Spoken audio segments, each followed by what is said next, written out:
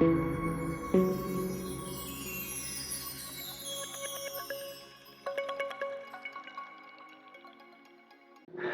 दोस्तों, एक बार फिर से हाजिर हैं आपके सामने एक नया अपडेट लेकर।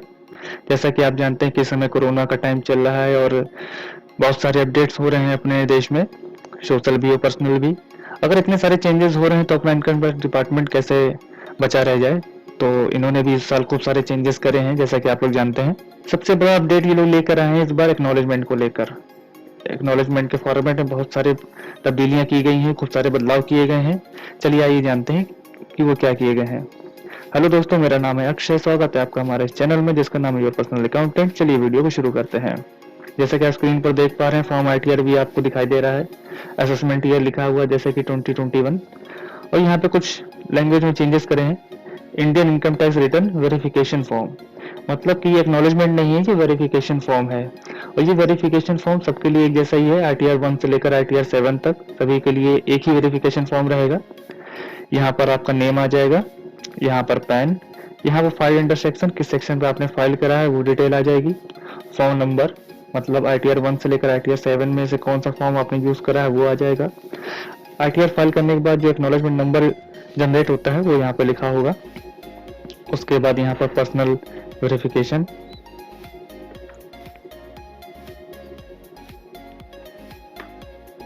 यहाँ पर सिग्नेचर का कॉलम दिया हुआ है, यहाँ पर आएगा डेट ऑफ सबमिशन। उसके बाद कुछ इंस्ट्रक्शन आपको यहाँ पे दिए गए हैं।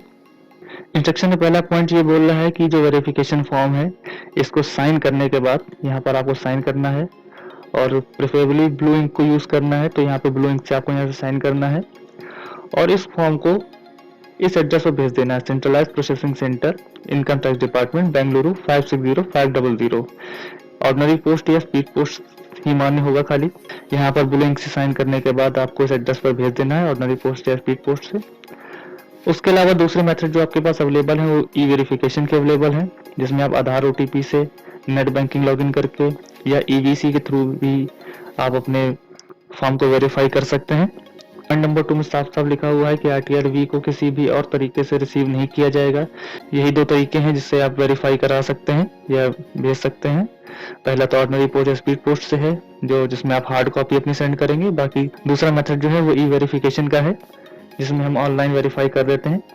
अभी थोड़ी देर बाद उसको भी देख लेते हैं उसको कैसे करना जाता है। तीसरा पॉइंट पे देखते हैं क्या लिखा हुआ है। On successful verification the return filing acknowledgement can be downloaded from e filing portal as a proof of completion of process filing of return of income. ये सबसे बड़ा ट्विस्ट है जिसमें ये बोल रहे हैं कि जब आप सक्सेसफुल वेरीफाई कर लेते हैं अपने आईटीआर को, चाहे वो हार्ड कॉपी सेंड करके हो या ई वेरिफिकेशन के थ्रू हो, उसके बाद ही आप अपनी एक्नॉलेजमेंट जनरेट कर पाएंगे। जैसा कि आप देख पा रहे हैं इस वेरिफिकेशन फॉर्म में कोई खास इन्फॉर्मेशन नहीं है। मतलब ये कि आपने कितनी इनकम दिखाई है, कितना क्या डिडक्शन लिया है, कितना टैक्स पेमेंट करा है, कितना रिफंड बना है, जो भी इन्फॉर्मेशन होती है इनकम टैक्स फॉर्म से रिलेटेड वो सारी इन्फॉर्मेशन इससे मिसिंग है। सिर्फ नेम, पैन और किस सेक्शन वेरीफाई करा है, कौन सा फॉर्म यूज करा है, एक्नॉलेजमेंट नंबर क्या है, सिर्फ इतना ही आ रहा है।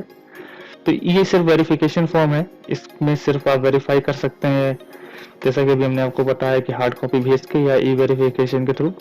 जब ये वेरीफाई हो जाएगा फॉर्म आपका, उसके बाद ही आप अपनी एक्नॉलेजमेंट जनरेट कर पाएंगे। चलिए देख लेते हैं एक्नॉलेजमेंट का क्या फॉर्मेट है इस बार।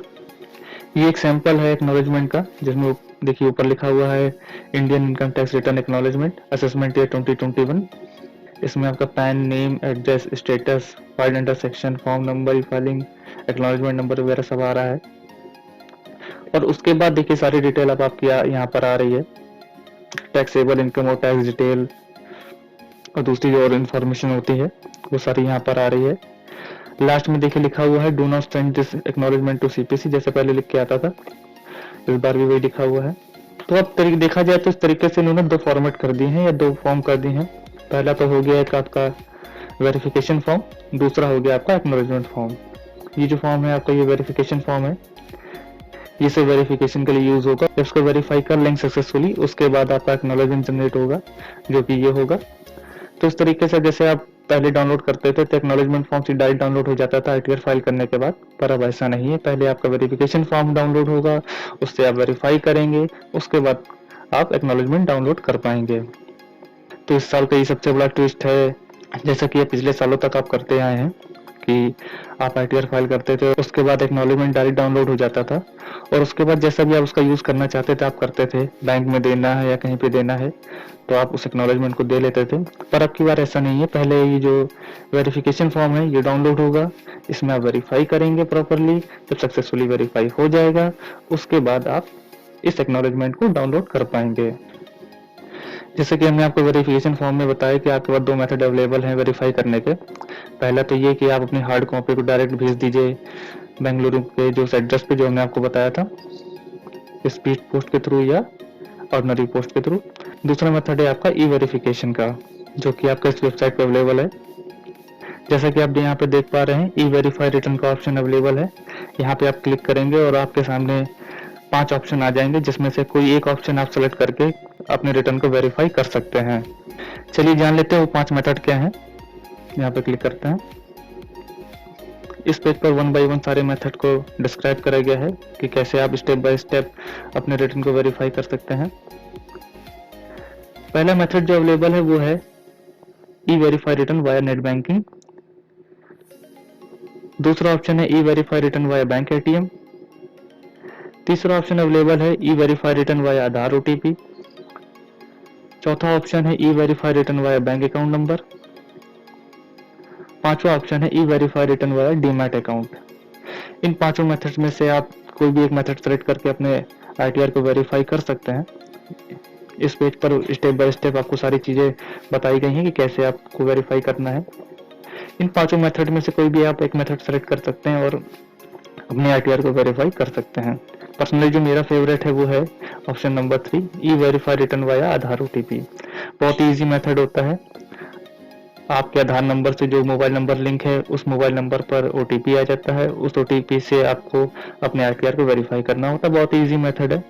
पर्सनली तो मैं ही पसंद करता हूँ, वरना इन पांचों मेथड में से आप कोई भी एक मेथड ऑप्ट कर अपने ITR को वेरीफाई कर सकते हैं। बहुत ही सिंपल मेथड है और इजी मेथड है। आप इन पांचों में से कोई भी एक ऑप्ट करके अपने रिटर्न को वेरीफाई कर लीजिए, उसके बाद एक्नॉलेजमेंट को डाउनलोड कर लीजिए। इन शॉर्ट अगर देखें तो अब 2 फॉर्म हो गए हैं। पहला तो वेरिफिकेशन फॉर्म, दूसरा एक्नॉलेजमेंट फॉर्म, जो कि है वेरिफिकेशन फॉर्म से आपको वेरिफिकेशन देना है। वेरिफिकेशन फॉर्म से आप अपने ITR को वेरीफाई करेंगे। जैसे वो वेरीफाई हो जाता है सक्सेसफुली उसके बाद आप अपने एक्नॉलेजमेंट को डाउनलोड कर सकते हैं और एज ए ITR जहां भी आपको उसको जैसा भी यूज करना है आप वैसा कर सकते हैं। उम्मीद करते हैं इस वीडियो में बताई गई जानकारी आपको अच्छी लगी होगी, पसंद आई होगी। अगर वीडियो अच्छा लगा हो तो प्लीज इसे लाइक करें, कमेंट करें, शेयर करें और इस चैनल को सब्सक्राइब करना बिल्कुल मत भूलें। Thank you.